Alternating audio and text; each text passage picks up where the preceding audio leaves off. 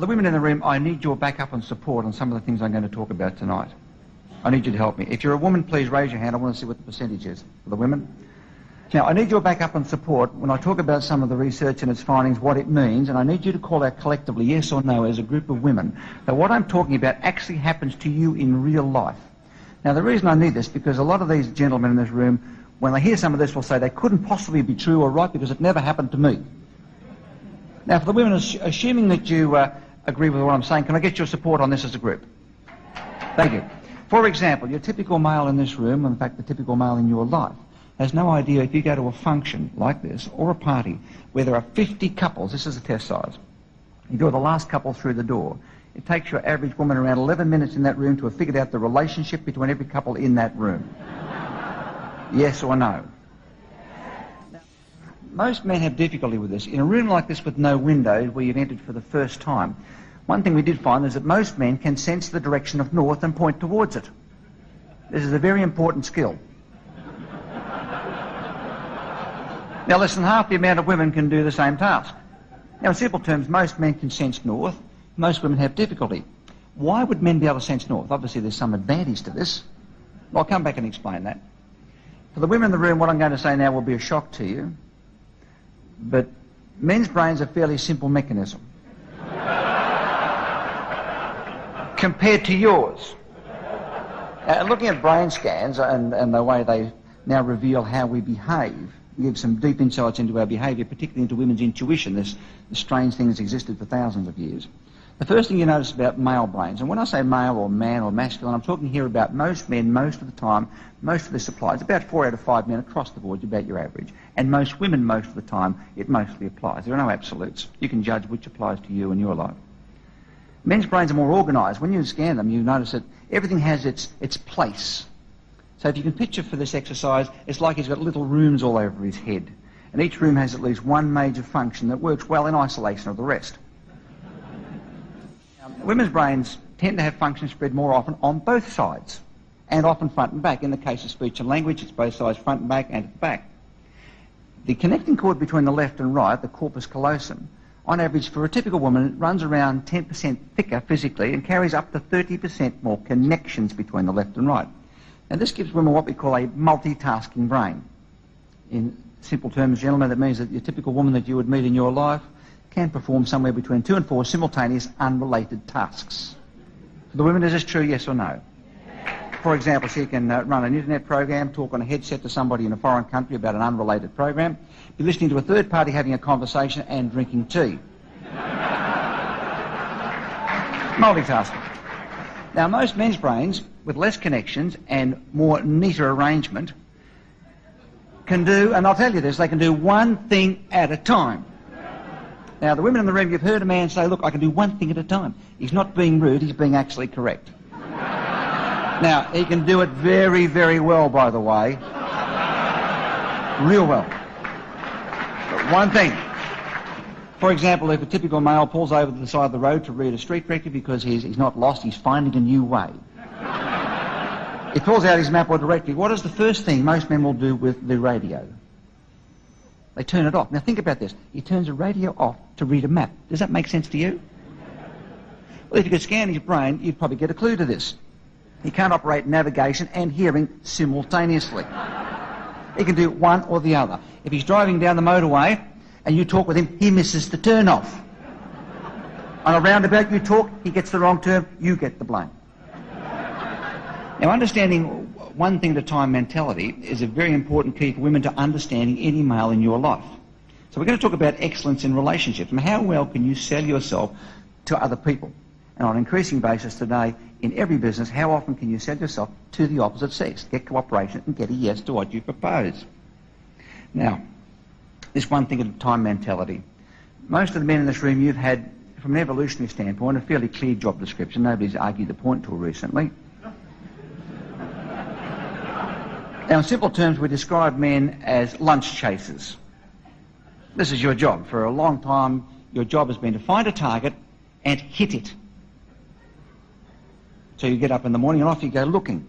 So it makes sense that your brain would have evolved with abilities to allow you to pick up a target in the distance, estimate coordinates. How far away is it? How fast is it moving? If I caught this thing, how big would it be when I got there? At the speed I'm going, at this angle, and the angle it's going, how fast do I go to head it off at the pass? How far do I bring my arm back with a rock or stick of this size, and when do I release it at this speed to hit a moving zebra at 50 metres? This is called visual spatial awareness. Now, scans show that it sits for most men in the right part of the brain and across the back, left and right visual brain. It's the number one brain skill for most men in virtually every culture. Now, it's a skill that most women do not need. The reason being, as the childbearer of this species, your brain is organised for different skills and abilities. Hitting targets, long-distance navigation are not two of them. You don't need to be able to do that. You need other things, but they're not two of them. So the guy's out there, he hits the target, now he needs to sense north. The purpose of this? To get home. If you're going to be a long-distance navigator, you need to be able to sense direction to get back, otherwise you're a waste of time. So he gets back home with his lunch, throws it down, he lies about how hard it was to catch. And then for the rest of the night, he just gazes in the fire. That's it. In simple terms, male job description. Find a target, estimate coordinates, hit it with a rock. Find north, lie a bit, and fire gaze. Now, men's brains, you fellas, your brains are organised to do these things. Now, fire gazing for modern men can happen at any time of the day. Most women will recognise that certainly early evening involving newspapers, magazines, or remote controls. Now, here's a typical man fire gazing at the end of the day. He's reading information, a magazine, or a book. If you could scan his brain when he's doing this, you know what you'll discover? He's hearing impaired. He's technically deaf for using old, politically incorrect terms. Now, for the women, this is important to understand. Men's brains are organised, they can speak or listen. Fellas, is this true or not? Speak or listen. We can speak or listen. Most of us cannot do both. This is why when men talk with other men, they have turns.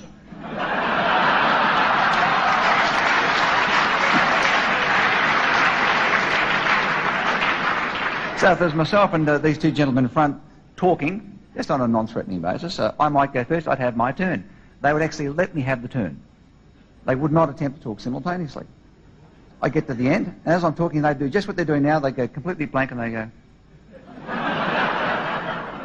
This is men showing, I'm interested. I get to the end, and then he'd have his turn, and we go... Then this gentleman would have a turn. This is men bonding, getting on very well. How do women talk with other women? Simultaneously. They're all going at the same time. Now, women are the butt of jokes of this from men in every country. Men say in every country. We go to up to 30 countries in a year, and you can hear the men at meetings like this say, listen to the women because you can hear them. All talking at the same time. And the men say, no one's listening. Fellas, that's not true. If you could scan their brains, you would discover their brains can speak and listen simultaneously. For the women, is this true? Yes or no? Now, for most men, this is a difficult concept to get your head around. Speaking and hearing at the same time. Not only can they do that, they can do it on several unrelated subjects. They can also do this in one sentence. Now, women operate on 5 tones of voice, of which men can identify 3. Men operate on 3 tones. So a woman will start off on subject 1, halfway through without apparent notification. She introduces a second subject. Now, the women listening realise by the tone of voice, here's a second subject. Most of the men think, this is the same subject. Now they start thinking, what is she talking about? Now she brings in a third subject, goes back to the first. The women know 3 things were being discussed. Is this true, gals? You look at the faces on the men, they're thinking, what is going on in this group? Now, if they know you well, they might say, what are you talking about? Or something very subtle like this. Now, from a nest defending standpoint, being the childbearer means that your brain would need to have the abilities to allow you to defend territory and offspring at close range. Long-distance navigation, target hitting is not relevant. You need a number of other skills. First, being able to multitask with both hands would be a big advantage from a gathering standpoint. You could pick at twice the rate. If, like most men, like 93% of men, you're dominant only with your right hand, which is your hitting throwing arm, tie that in with your spatial skills, there's your lunch chaser. That means if you're going to do that in gathering, you're going to be limited. So you don't need a spot in the left brain to identify the right hand like most men. In fact, nearly half women don't have a spot on either side to identify either hand. They cannot tell left from right in simple terms. And boy, do they get stick from men about this. You don't even know your left from right, Cheryl. Well, no. Successful nest defending doesn't need that. You don't need a dominant arm. You need to be able to multitask equally. There are far more ambidextrous women than men. And women have several other advantages. I mean, anatomically our eyes are the same. Men's eyes are slightly larger. Women have more white of the eyes. White of the eyes is a communication tool. But what your brain software lets your brain see is very different. Now, if you picture most of the males in your life that you know, now it doesn't matter whether he's 5 years of age or 65, principle's the same, has a form of mild tunnel vision. Most men can see far better than women and test to be better at seeing targets directly in front over long distances. Peripherally, most men it's all the blur out here, we can't see much at all, but we can see that fly on the wall back there. Tie that in with your dominant right arm and your spatial skills. There's your lunch chasing machine. This is his job. Now, the advantage of that, of course, he can see a target undistracted. The downside is he can't find things in refrigerators, cupboards, drawers.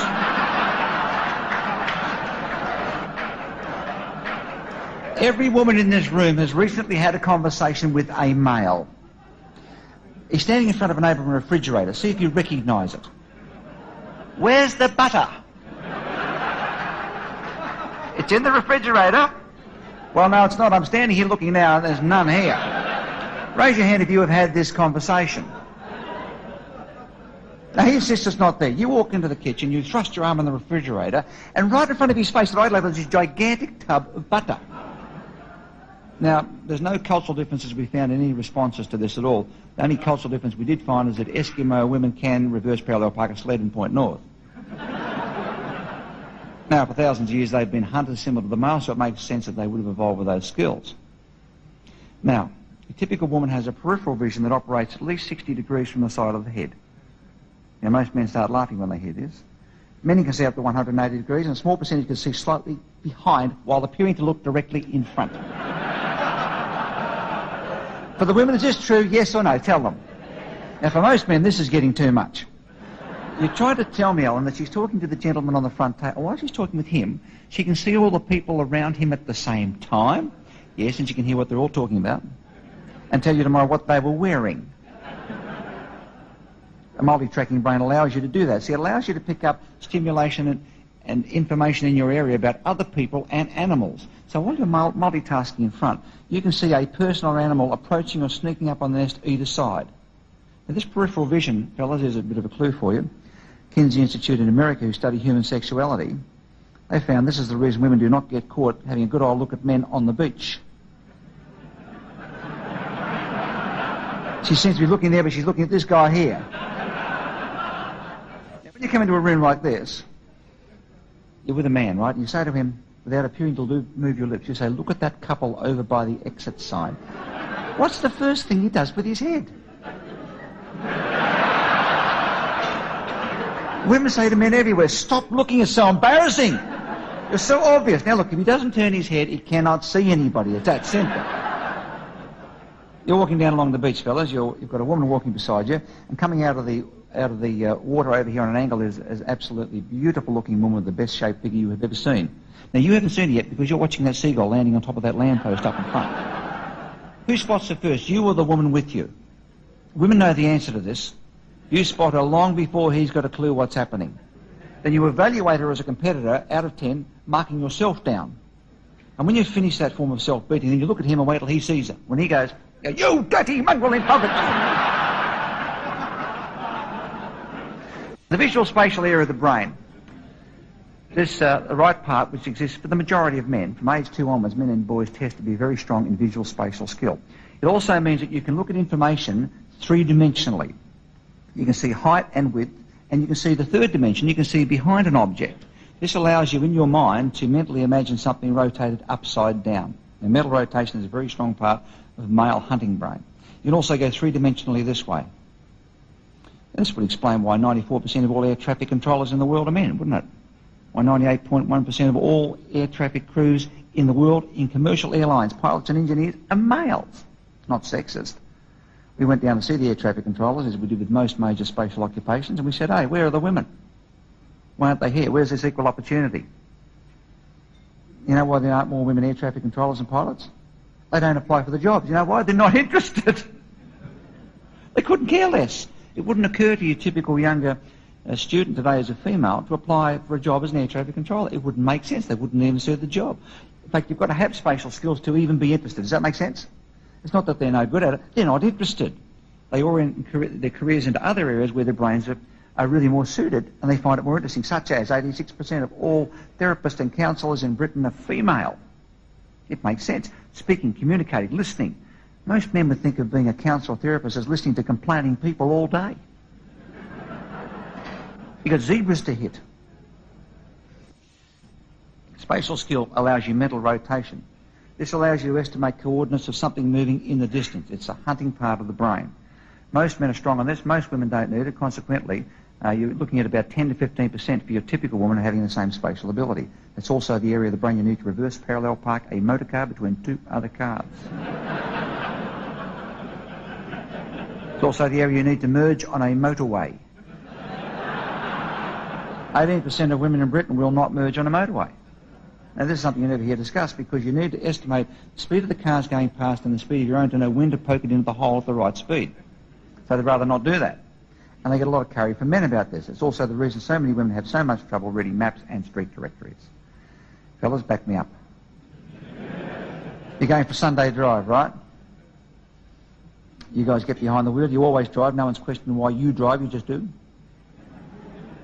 Driving is a spatial skill. Speeds, angles, corners. That's why men love it. They watch other men driving in a circle for 2 hours on Sunday. On TV, round and round and round and round. For women, that makes no sense. But he's in the seat himself, making all the adjustments, giving Hackenden those instructions. He watches a man kick a ball into a net on Sunday and rushes home and watches on TV on a replay. 6 times the ball comes out in slow motion. Now, women think this is a waste of life. Why would you watch a ball go in and out of a net? Because it appeals to the spatial area of the brain. So you're going for Sunday drive, fellas. You have a woman beside you, and you say there's 2 words that destroy your day. You give her a map and say, which way?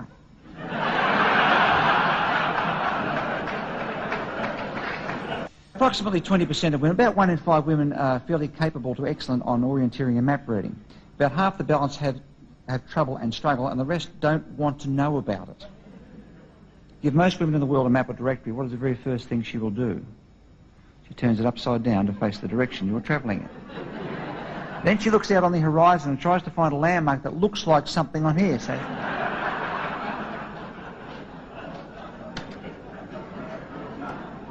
then she says, this map is ridiculous. You guys say, no, the map's not ridiculous, and your day is over at that point. Raise your hand if you had the map argument. Now, for the gentlemen in the room, I encourage you to stop handing maps to spatially embarrassed women. This will destroy your European vacation.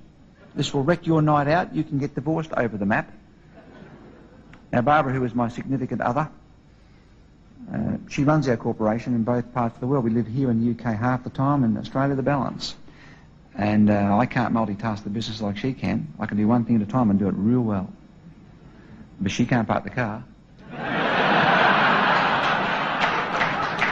And then she'll tell you she doesn't care either. She does not care. It's not an issue.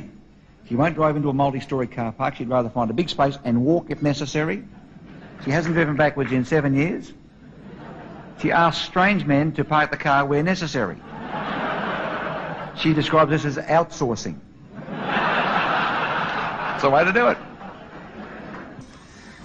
The number 1 skill for women everywhere sits in both brains, front and back. What do you think it is?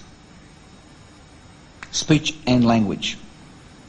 In simple terms, women are great talkers, men are not. This is not a shock.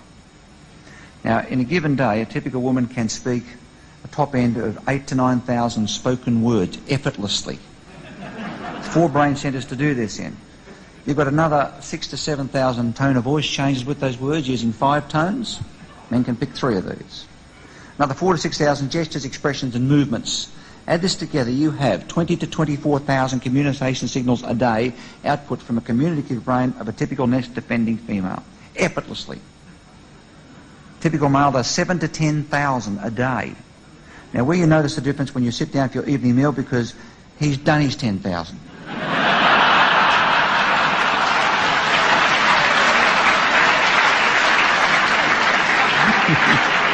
Sound familiar? He's up for a bit of fire gazing time, thanks very much. got the remote control flicking from channel to channel to channel to channel. Men don't want to know what's on television, we found. They want to know what else is on television. It's a form of fire gazing. He's scanning. And he can't hear anything at the time, so it's pointless having an intelligent conversation. You've got to get his attention. End of the day, he's fire gazing. He's perfectly happy to do this. Through the door she comes. Her condition depends on her day. If she's in a pastime or pursuit where she may be speaking, although she may have burned up 15 or 16,000 words herself. Working women are close to word burnout like working men. She's been home all day with young children under the age of 5, particularly boys who don't speak, they grunt. And she's lucky to have done 2,000 words. She's got 22,000 to go. Well, someone's going to hear them. And there's him, captive audience. So she says, "Hi, darling, how was your day?" What do men say under these conditions? Good. 10,001? Well, have you got your ticket organised for the awards down at the Hilton? Are you ready to go? Yeah. 10,002. She's thinking now, he won't talk as usual. Her dad was the same too. When he got home from work, he told everybody he wanted some peace and quiet. Men and women use speech and language for completely opposite purposes. We reckon it is the biggest single difference between the sexes. Men use speech and language to communicate facts and data. They have shorter sentences with a specific opening and an ending and at least one hard fact in the middle, using direct talk, being specific as hard as it may be. When they listen to other men, what are men listening for? Facts and data. Women use speech for a completely different purpose. Now, fellas, this will revolutionise your life. Women use speech and language for bonding and rewarding. And what this means is she likes you, loves you. If she's buying what you're saying, she's going along, she wants to congratulate you, encourage you, she'll talk to you. Words are reward. Congratulations, have a few. So at the end of the day, if he's been around women long enough, he's learnt you must say, "How was your day?" or "You have a bad night." So he says, "How was your day?" And so she tells him.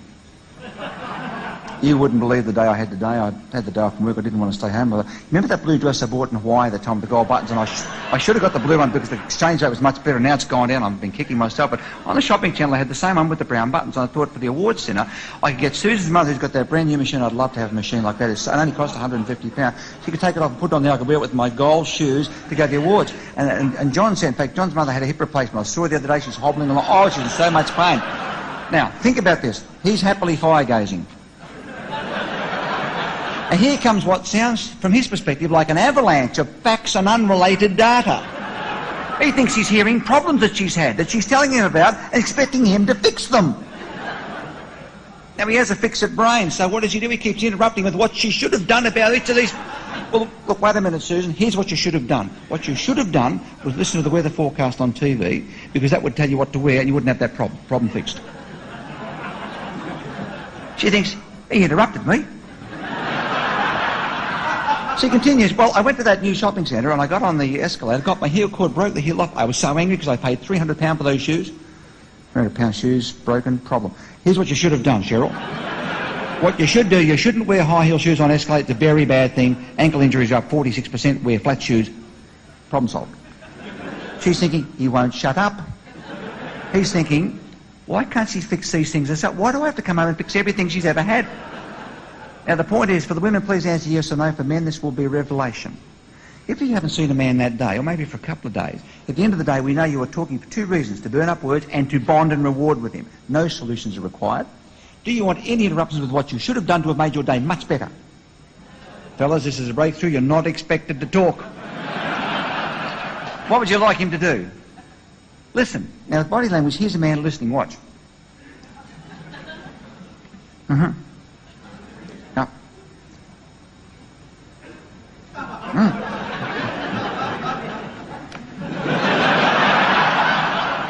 Now, this behaviour, we classify that, we call this the grunt. And men do it everywhere in the world. When they talk in public, particularly amongst other men they don't know that well, they show no emotional condition. They grunt. They go, This shows they're interested. Now, the women, listen to this. We know that men can speak or listen. That's why they have turns. They go one at a time. That's because they can't do it at the same time, otherwise they would. If a man's talking having a turn, if you wanted to raise your own credibility and win that man over, your point of view, what would you do if he was having a turn? Let him have it. When you listen to him with the grunt. Just sit there. This takes practice and go, huh? Now, we've studied this in business. Women who sit there grunting at a man while she's having a turn, that man starts thinking, she knows exactly what I'm talking about. Your credibility goes up. All you're using is male communication skills. Now, you gentlemen have a completely opposite situation here. Women use words to reward. They love you, like you, are buying what you're saying, they give you lots of words. The reverse is true. If they don't love you, don't like you, and you are to be punished, they stop talking. Withdrawal of words is seen, from a female standpoint, as a serious punishment. Women use silence to punish men. Men love silence. Look,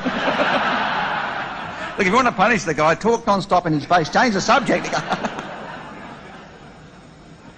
Look, think about this. The biggest threat a woman can ever make is, I'll never talk to you again. The threat of permanent withdrawal of words is a serious threat from a woman's standpoint. It makes no sense to the average man at all. Now, when women listen, they listen differently. They use their face and body signals to reflect the emotions of the speaker. So, for example, if I invited a woman in the front row to come and give a 3-minute speech, unannounced, unprepared, on a subject she knew nothing about. Let's say she's up here and she is dying. She's going through the emotional range of fear, panic, terror, elation. And she's trying her best. And after this, she's talking to her female friends at the back of the room. She wants to relate to them how she felt. She'd do it completely differently to what a man would do. If I said to a man, I'd like to invite you to speak, he'd go. And at the end, he'd tell his friends, you won't believe what happened to me. This guy got me up there. I'm never going to do this again. I'm not sitting in the front row again. He'd give her the solution. Here's what a woman might say to her friends. You will not believe what happened to me. This guy got me to come up and speak for 3 minutes on a subject I know nothing about. Oh, I died. I saw the faces. I died. It was so terrible. Oh, I'm never doing it again. Those faces, I was sweating. Here's the point. If you look at her female friends that she's telling the story to, you'd swear it had happened to them too. But what are they doing? They're feeding back her emotions on their face. They're going, no, you did. Oh, you poor thing. I must have died. Oh, they're all dying together. Fellas, you want to be a hit with women in business and personal life? This is what you've got to do. Don't sit there and grunt. Feedback on your face without offering solutions. Really? What did you say there? How did you feel? No. Oh, that's terrible. Don't do this with other men.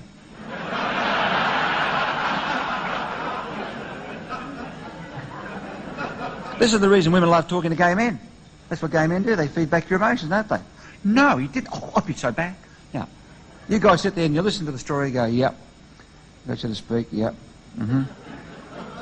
You need a public speaking course. That's what you need. And tries to give her this. She didn't want the solution. She wanted to share her emotion. You're going to dinner tonight. She's got a brand new dress, coming to a function just like this. She comes out of the bedroom wearing the dress, holds up 2 pairs of shoes, one blue and one gold. And she says, darling, should I wear blue or gold shoes with this dress? Love them both, I just can't decide which one. Okay, Mr. Girlfriend? Should I wear blue or gold shoes? What do you think? It's up to you. It's up to you. Is that a good answer? It's not a good answer.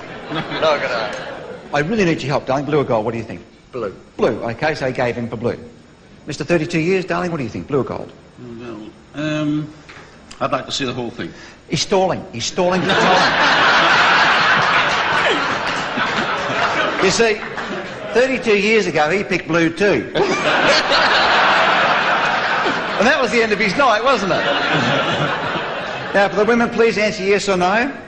For this gentleman, when she says to him, should I wear blue or gold, is she asking him to choose her shoes? No, she's already chosen the shoes before the question was asked.